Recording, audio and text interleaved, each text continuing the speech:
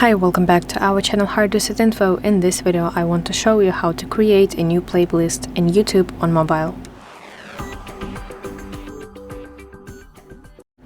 Let's open YouTube application on your mobile device and now tap on the video that you want to add to your playlist.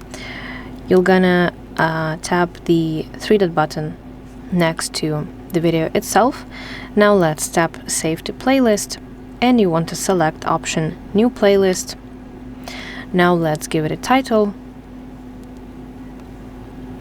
And of course you can set your visibility. You can choose between public, unlisted and private.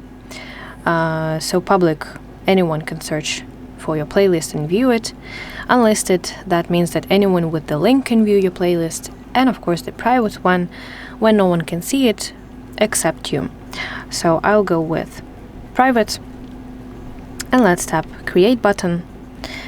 Now you can see that I have created my playlist, which I can find if I tap my profile icon in the bottom right corner of my screen. And here you will see Playlists section. This is this playlist that I have just created. So that's it. Thank you for watching. If you found this video helpful, please like it and subscribe to our channel to see more content like this.